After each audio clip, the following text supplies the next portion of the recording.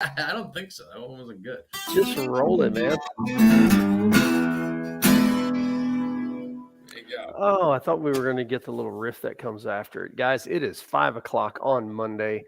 It's time for After Hours Real Estate. I'm Chris Pesek, broker associate at Pesek Properties and the Dripping Springs home team.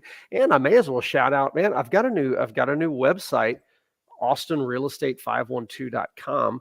Rolling out something a little bit different there. And ladies and gentlemen, this is my esteemed co-host over here, Stevie Ray Babcock of CMG Mortgage Loan Inc. I may have screwed that up. Anyway, Probably not an ink. I don't think it's an ink. Yeah, I thought it was an ink. I saw something. Anyway, he's a mortgage loan originator extraordinaire. And what we do on Mondays is we get together, just like we're sitting together in a bar. Bars are typically loud, so we were doing this during Corona or COVID or whatever it was. Yeah, that. We get together, we drink some beer. We not touching that one. And we just talk about lending and real estate and finances and solve the world's problems and all of that good stuff. We try to. Man, we try to. Did you take care of your wife for Mother's Day? Can I tell you a secret? Sure, but there's at least 5,000 people watching us right now. Don't tell any of them. Okay. What I did was I took my message to her from, and she doesn't even know this. ChatGPT, don't say it. Don't tell me you did it. So I took the message that I wrote her in like 2017 and I put it into ChatGPT and I was like, can you just throw me another variation of this? And it gave me a great one. And so I posted that thing. And I'm not joking. I even had a family friend reach out and be like, you are now the writer of all Mother's Day messages. Did you put it a little too good? Was it on social media? Is that what it was? Yeah, it was on Facebook, brother. You'll be able to see it after this. Yeah, I know you'll read it after this. Yeah. I'll go look. It was way too good. Like if you look at my writing in that, you're like, okay, Mr. Babcock, you were using AI for your homework. Clearly, yeah. And what's even funnier is that somebody else that I work with called me. He was like, bro, I read yours and I had already posted mine from ChatGPT too. Very good.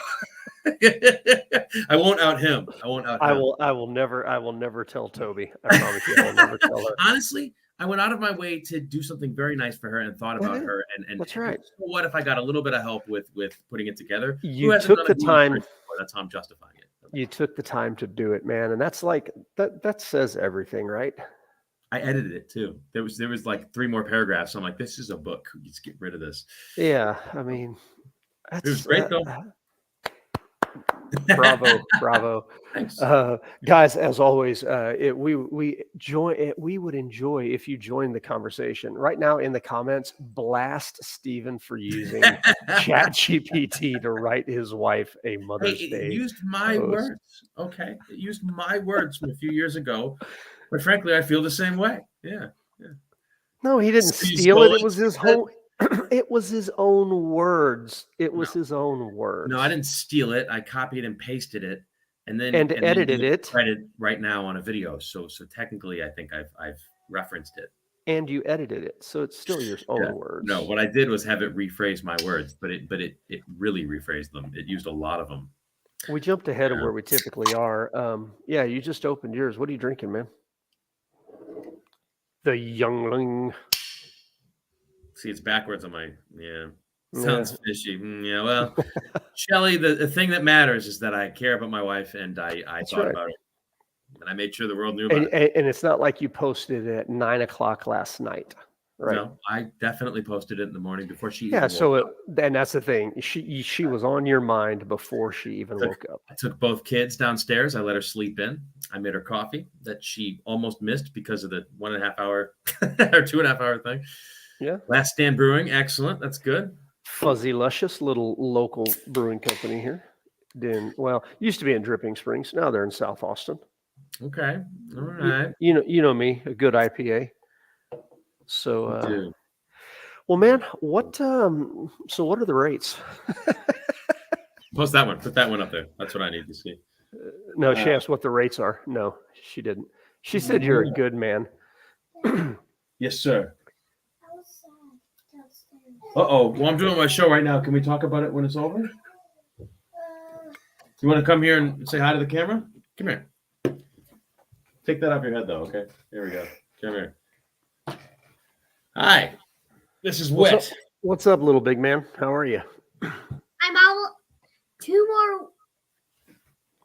2 weeks of school left. 2 weeks for school left, and then I'm gonna be in first grade. Then you're going to be in first grade?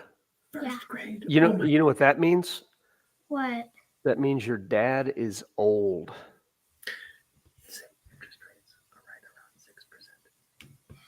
Interest rates around 66%. Whoa, that's not what he was supposed to say. Wow.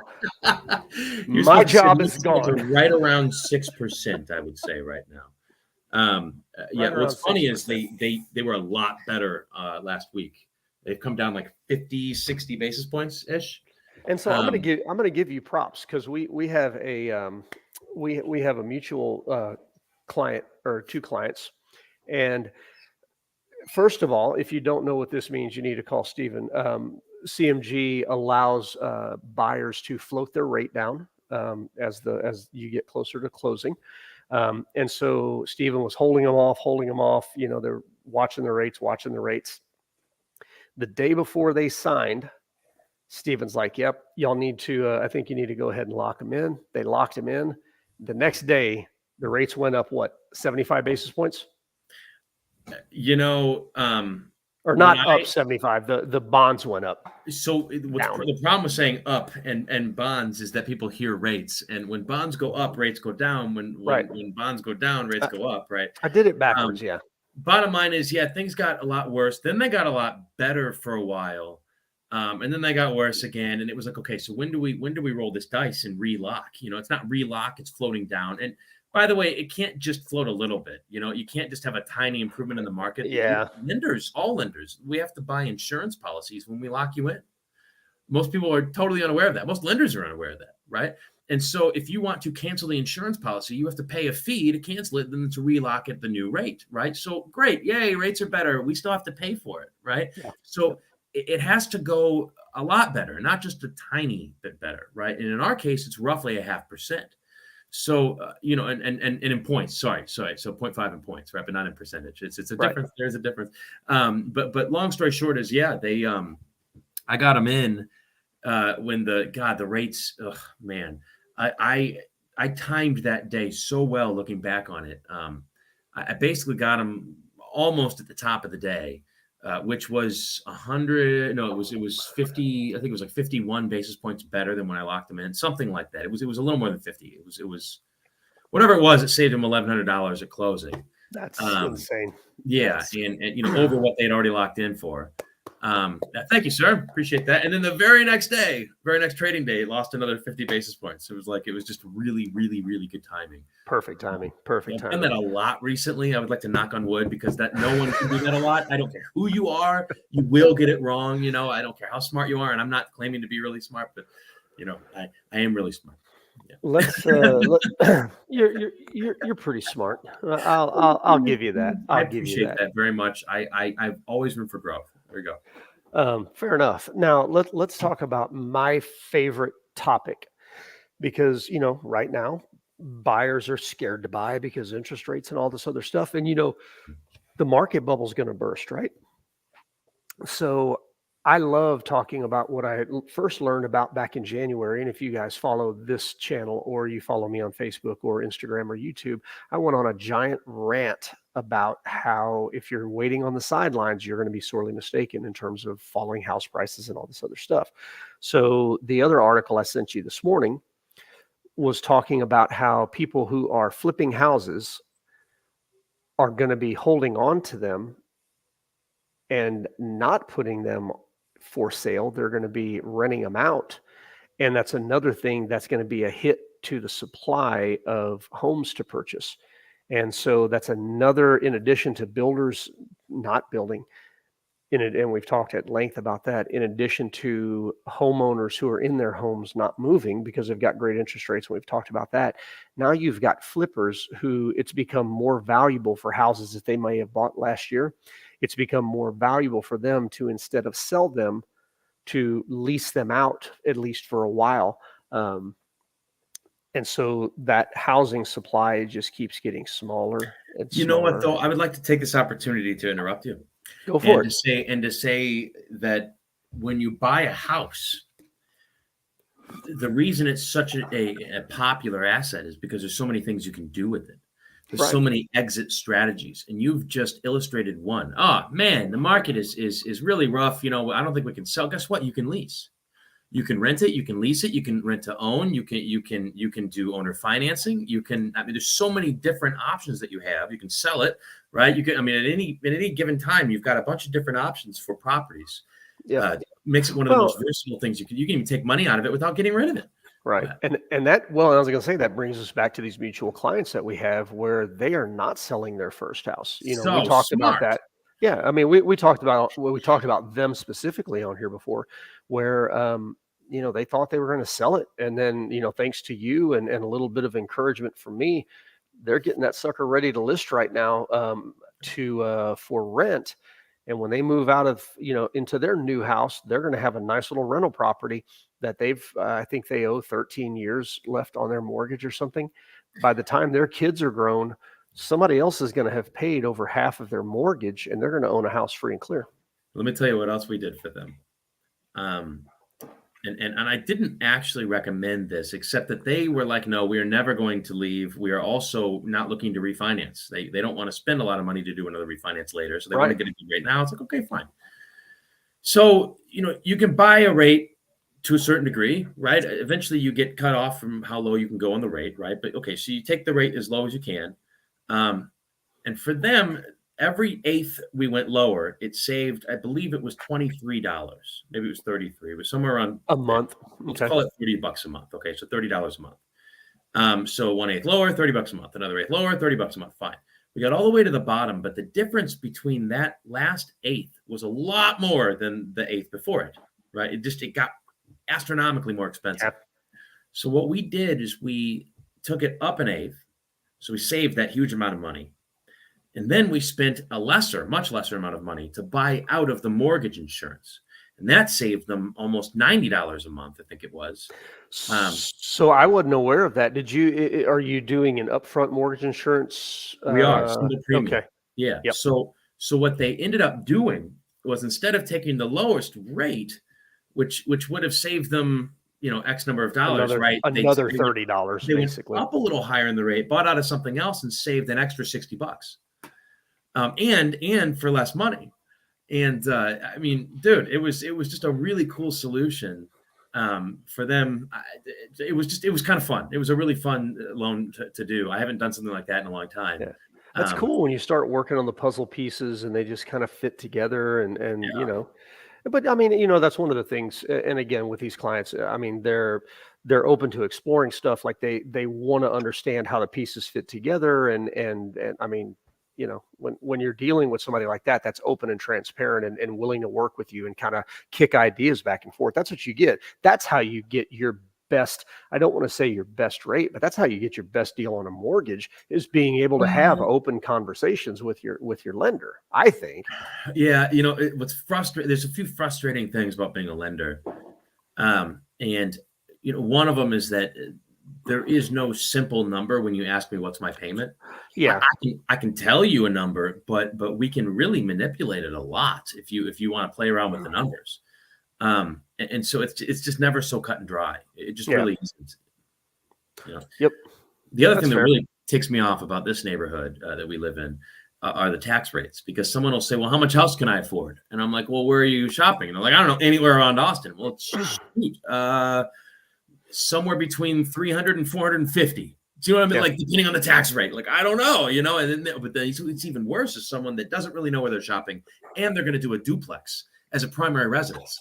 It's like, well, what are the rents going for? What can I, because I can give you a certain amount of that rent for your own income, that the other units are paying for, that you're going to move in, to unit A or whatever.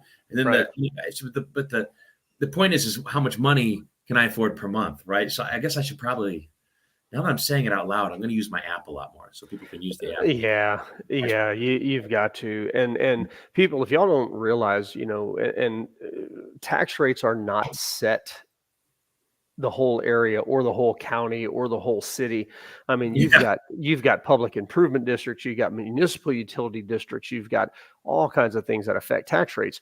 And guys, you've got I mean, at this point right now, yeah, you saw that too, of course. Michael, he'll give you the winning lottery numbers when Yeah, Michael, you I will sit give them to down. you. I will give you I've to got you, the but I'm condition. curious. You're gonna have to pay me something like at least $5,000 before I give you the numbers, and then we'll talk about it. And you'll have to sign a waiver. And then you'll have to, We also and have a then you'll bridge have to for sale. drink an IPA 6-pack up front. I'll also at give one you first sitting. dibs on that bridge from Lago over the water over here that's coming in next year. I own that, so you can buy that for me too. But realistically, tax rates, I've seen everything. Done deal. All right. Tax rates, I've seen everything at this point from 1.65% to 3.34%. You've seen 1.65. Okay, so Yeah. I tell people 1.7 to 3.4. Yeah. You were just a slightly higher on both. But I haven't seen a 3.4. I've seen. I thought maybe it was 3.2. I don't know what it was. It wasn't quite 3.4. I've seen $800 or $900 differences in payments easily. Easily you can go higher than that, just based on where you're looking. And come on, how much you can afford is based on what your monthly payment is, right? So it's really And that's an then, income ratio. oh wait, but if you buy now, if you ask now, if you shop now, what is it? If you buy now, anyway, HOA fees. I was about to say, and the worst of all are condos. You got 0 HOAs, you got Right. $30 a month, 40, 50, 60, 70. You've got $500 a month in some condos. So if you can buy a $1 million house that has 0 HOA, what does a $500 a month condo fee do to that? Dude, I did a condo one time on the water out here that had an $875 a month HOA fee. Now it came with a boat slip on the water, but if you didn't have a boat, you were still paying for a boat slip on the water, right? So it's like you better make sure you have a boat. You know what I mean? But yeah, which is another $1,000 a month. Congratulations. But I mean, just think about that though. I have approved you for a certain amount of money, and then you go and find something with an $875 HOA fee. How the hell am I supposed to defend against something like that when the average HOA fee is like $40? Yeah. I mean, come on. Some of them get up to 200, but 800? How am I supposed to? And then let's just say you went to the one, which he did, went to the 3.3% or 3.4% tax rate out in Lago. I think it's 3.2, something like that, right? He throws both of those. That one took me almost 6 months to close. It's the longest loan of my entire life, and it was an impossible loan. I'm telling you, I'll never forget that one ever. Okay. Oh, and so I should comment right now. I've got a great waterfront property in Lago with a 1.7 tax rate. Just saying. What's the HOA look like? $200 a year. Excellent, and it's 1.7. I'm pretty sure it's 1.7. Yeah. I'll pay you $300 for it. We'll talk. Yeah. Worst case, you say no. Yeah. Look at this guy. This guy's got jokes. I've got to go to my supplier to get free golf grips. What are you talking about? That's not usually what people say when they finish off supplier. I know. I'm gonna go to my supplier to get my new pair of socks. There's a reason I popped Michael's name back up there. He does golf grips for a living. Oh, I love it. So I've got my Auto GPT running in the background. All right, what you got? It was supposed to send us articles tonight for the show, and it is still looping, saying it can't search Google. I'm going to search Google, and I say yes, and it says I can't search Google. Should I search Google? And it's stuck in a loop. It won't do it. So, perfect example of how stupid. By the way, can I tell you what happened last week with Auto GPT? Absolutely. So, and maybe I did. I don't think I did. The 555 number. Did I tell you this? Mm-mm. Okay. Yeah. Good. So, I have this great business idea. It's something I've been using ChatGPT for with my children. Well, I don't want to give the whole idea away, but long story short is it's something I've been doing. My child has been requesting it, and I'm thinking to myself, you know what, this could sell. You have to kind of know what you're doing, and not really, but if you do know what you're doing, you'll get much better results. And so I was thinking, man, if I could make just a simple little app for this, then, man, I could really, really help a lot of people with their kids, a lot, actually. It would be really, really beneficial. And so, and maybe I could retire too, right? Who knows? But long story short is I'm thinking, okay, let's do this. So I'm, hey, let's get help from the app. So man, it's going to be tough for me to do this business. I don't know much about programming. I start asking the app to program for me. It's like, I don't know what you're talking about. And so I'm like, what? I need to sell this idea, or at least I need to get some kind of, app development company on board. So I have AutoGPT do a search for me and find the top app companies in Austin, Texas. And it does the search and it comes back with 7 companies. And it's just like, would you like me to email them to you? And I said, yeah, but please include their contact information. So it does the search again. It says, I'm prepared. Okay. It sends me the email. So I open up the email. I'm thinking, this is great, right? I open up the email. There's 7 companies. First 2 I've heard of, and I haven't heard of the other ones, but I'm like, whatever. This is great. I don't expect to hear from, know all of them. And there's a person's name and a phone number and an email address. And I'm thinking, this is easy, right? So I go to call the first number. I type in 512-555, and I'm like, wait a minute. 555. That's what they put in the movies. Yeah. No real number has 555, right? So then I look through the list. Every number is 555, every one of them. And then I look at the first name, and it's John Doe. And the next name is like Susie Smith.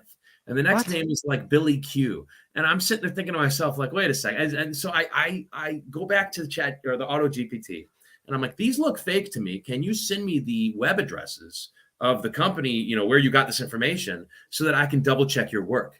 And it was like, I completely understand that. No problem. So I started thinking, and it was like, would you like me to, yes. Okay. Yes, I would. Just go do it. Fine.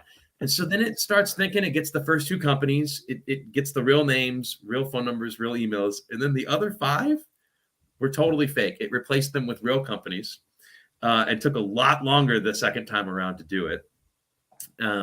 So it was just pulling BS data for it? Dude, it didn't give me.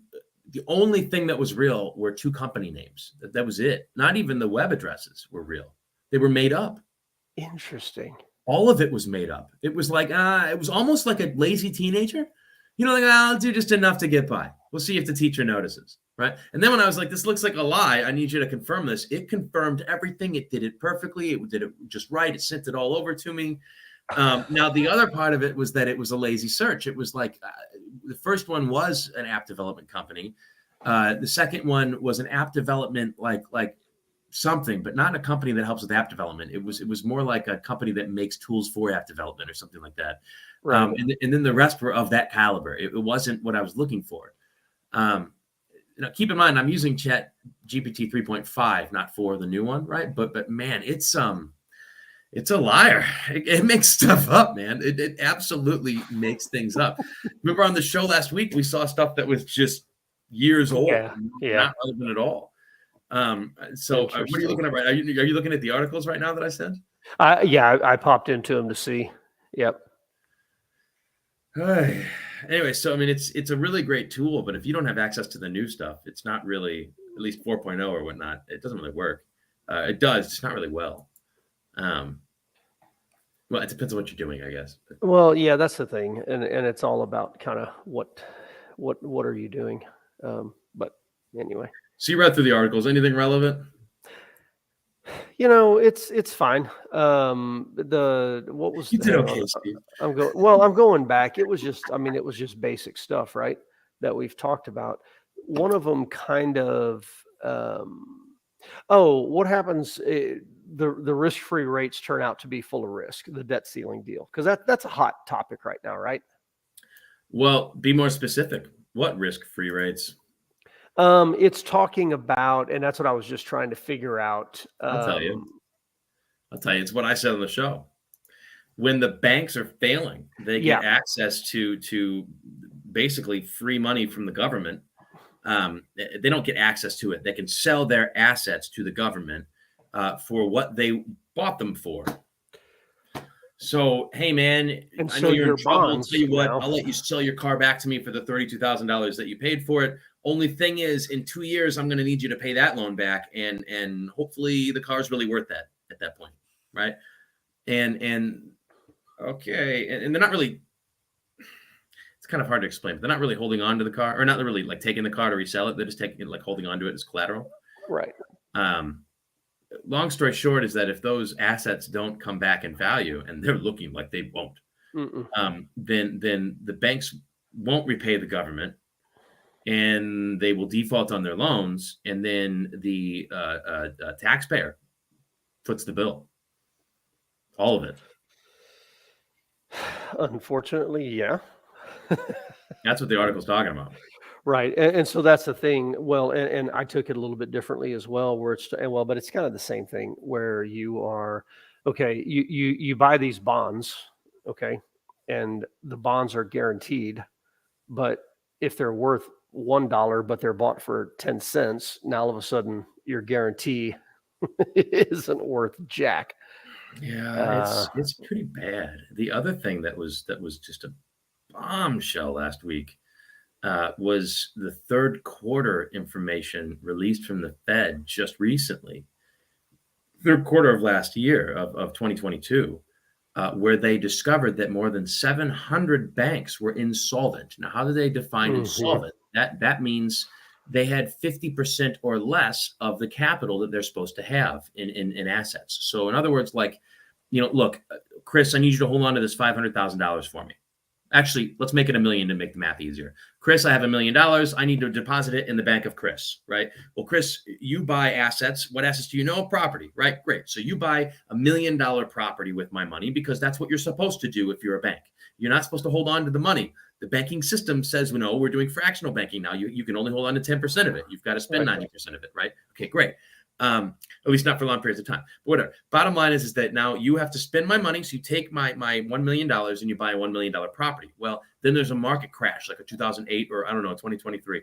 And now your property your property is worth $500,000. Okay, great. I need $400,000 out. Can I have it? No problem. You sell it. You sell my property for $500,000. You give me the $400,000. Hey, great, cool. Now you've got $100,000 left in the bank, right?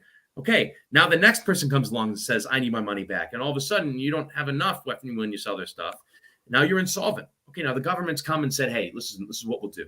We'll give you the $1 million for the property, Chris, that you paid for originally. No problem. But in 2 years, we're going to need everything to balance out, okay? Yep. So in 2 years, if that $500,000 property isn't back to $1 million, we're in big trouble, right? Who's going to pay the bill? Everyone that pays taxes. That's the proverbial kicking the can down the road. It's bad, yeah. That's and bad. We've been doing it for a long time. Yeah, That's the problem. Yeah. There's so much. What are you going to do, Steve? You need to run for president. That's the only solution. That's the only. I would vote for you. You would get one. Actually, you'd get. Well, I don't know. Toby may not vote for you. You'd get at least one. She might, maybe. Who knows? Not when she finds out you use ChatGPT to write her Mother's Day thing. Yeah, I know. We just don't have to tell her. Nobody has to tell her. No, the truth is, I would hate to run for president. I hate to be a politician. I've actually thought about being in politics. I enjoy it to a certain degree. I really I like helping people, but when you ever learn anything about it, it's just disgusting. There was this woman in my old neighborhood who was running for some Democrat chair in Austin, and she was leading the vote. She was by a wide margin, like 2-1, and the runner-up contender got the Democrat, the DNC backing, and all of a sudden there were these articles of how bad she was, and all this stuff in the news, and it turns out that his funding was like $7 million, and hers was like a grassroots 100,000, something like that, from people that were donating, and there's just no way for her to compete. I remember meeting her at a barbecue and one time afterwards, like before and afterwards.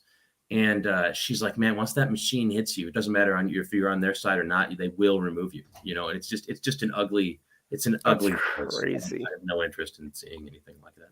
That is crazy. Yeah. What I've got to show you is Carolyn. Oh no.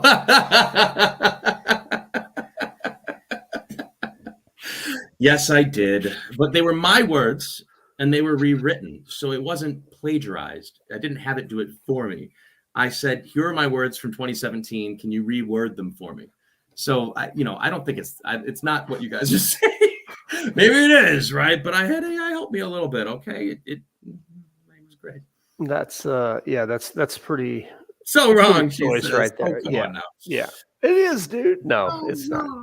Maybe it is a little bit wrong. Maybe. Don't tell the little man.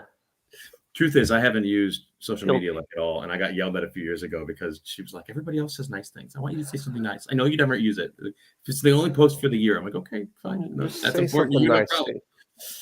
There Yeah. you go, man. There you go. Yeah. All right, bud. Let's wrap it up, guys. Again, if y'all have got questions after the fact when you're watching this, whether it's on Facebook, YouTube, whatever, reach out. This is what we do: answer questions. We have a lot of fun too, and we do it every Monday, 5 o'clock, after hours real estate. If you've got questions you want us to answer for next time, send them. We're more than happy to kind of do some research, dig into stuff if you've got those thoughts. But that's it, man. Thanks. I appreciate it. See you later. Say bye. Bye. Later, dude. 2 weeks. 2 weeks. So I'm in first grade.